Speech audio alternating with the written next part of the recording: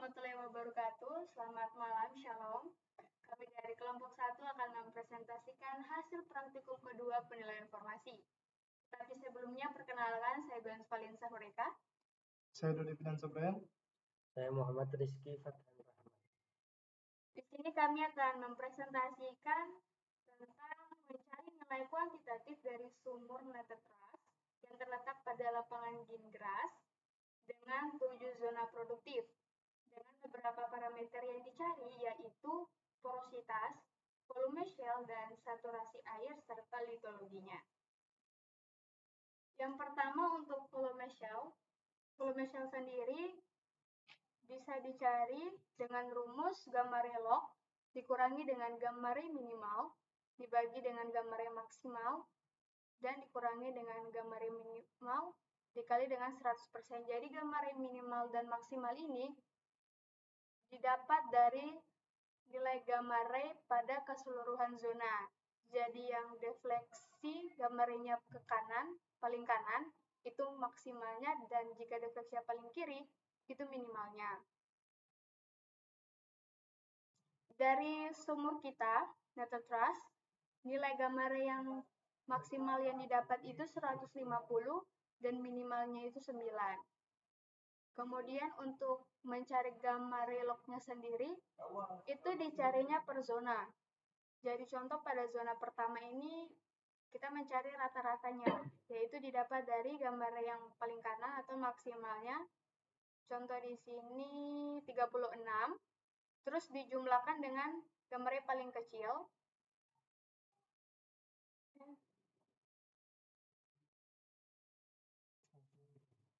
Nah, bisa dilihat di sini 16, kemudian dibagi 2.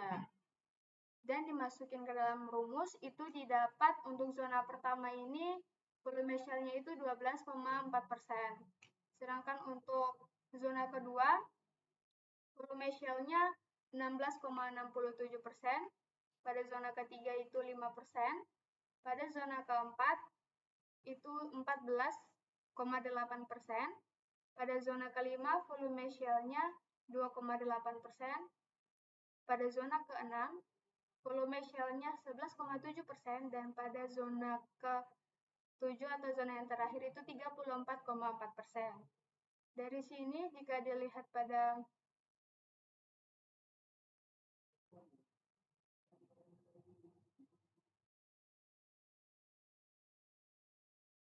kemudian dari nilai volume shell yang didapat, kita bisa menentukan formasi batuannya, yaitu jika volume shell-nya itu kurang dari 10, berarti termasuk dalam clean.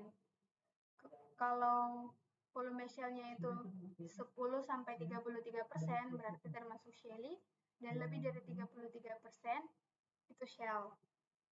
Nah, dari volume shell yang tadi didapat, yang masuk dalam formasi shelly itu ada zona pertama, zona kedua, zona ke-6.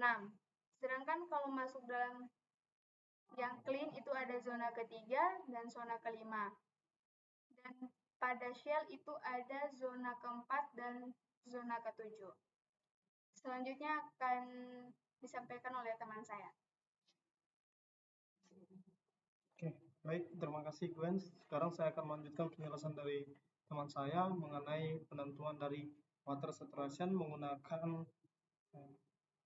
data kuantitas yang telah ditentukan. Dan yang perlu kita ketahui di water saturation ini ada reservoir flag sama wave flag. Jadi ada yang warna hijau sama yang warna merah.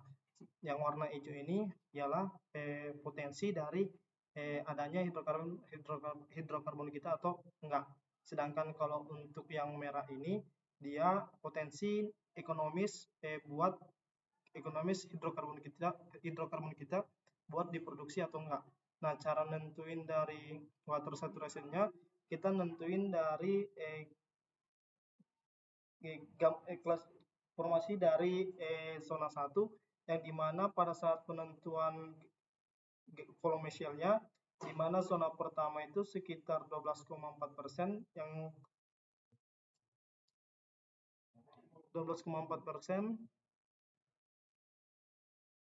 yang dimana itu dia lapisannya clean, sedangkan pada saat penentuan water saturation, pada saat lapisan shelly itu kita menggunakan rumus Indonesian equation, yaitu 1 per akar RT sama dengan dalam kurung VSA dalam kurung 1 kurang volume shell per 2 per akar RSH tambah porositas M per pangkat M per 2 per akar A kali RW kurung kali SW pangkat N per 2. Nah, setelah kita nentuin menggunakan rumus Indonesia equation, kita mendapatkan nilai water saturation-nya itu di sekitar 0,41 atau sekitar 41%, bahwa di zona pertama lapisan kita itu berpotensi sebagai zona gas, sedangkan untuk di zona 1 sama zona 2 itu sama lapisan shell, sedangkan kalau di zona ketiga kita menggunakan dengan diketahui di volume shellnya itu diketahui bahwa lapisannya adalah clean. Oleh karena itu kita menggunakan rumus simple RC equation, yang dimana rumusnya cukup simpel, yaitu SW pangkat N sama dengan A dikali RW per porositas pangkat M dikali RT, dimana di lapisan clean ini menggunakan rumus simple RC equation didapatkan water saturation-nya itu sekitar 0,70, yang dimana diketahui bahwa di zona ketiga ini berpotensi sebagai area minyak, sedangkan di zona keempat shelly berarti dengan didapatkan water saturation-nya itu sekitar 50-60%, bahwa diketahui di zona yang keempat ini berpotensi sebagai minyak dan gas. Begitupun juga dengan di zona kelima clean, yang dimana berpotensi sebagai area minyak, dan di zona keenam shelly berpotensi sebagai zona gas, sedangkan di lapisan yang terakhir yaitu shell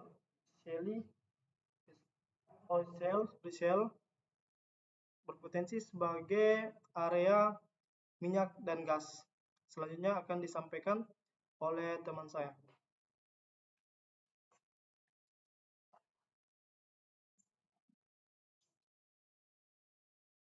Ya, untuk selanjutnya yaitu porositas, di mana porositas itu sendiri adalah perbandingan antara volume rongga-rongga pori terhadap volume total seluruh batuan yang dinyatakan dalam persen. Pada kasus sumur Napier Trust yang telah kami teliti atau telah kami plot hasilnya, kami menemukan untuk 7 zona ini nilai porositas yang ditunjukkan, yaitu porositas rata-rata dari 7 zona tersebut. Untuk zona pertama itu sendiri menunjukkan sekitar 17%, dan untuk zona kedua, di zona kedua sebesar 10%. Adapun untuk zona ketiga didapatkan 18%, serta untuk zona ke-6 dan ke-7 didapatkan 12,5% dan 15,5%. Dari hasil rata-rata porositas yang telah disebutkan tadi menunjukkan bahwa untuk zona tersebut memiliki nilai porositas yang cukup atau fair, di mana range-nya berada di antara 10 sampai dengan 15%, dan di beberapa zona juga tergolong cukup baik karena berada di range sekitar 15 sampai dengan 20%. Mungkin itu saja dari kami, kurang lebihnya mohon maaf. Sekian, Assalamualaikum warahmatullahi wabarakatuh dan selamat malam.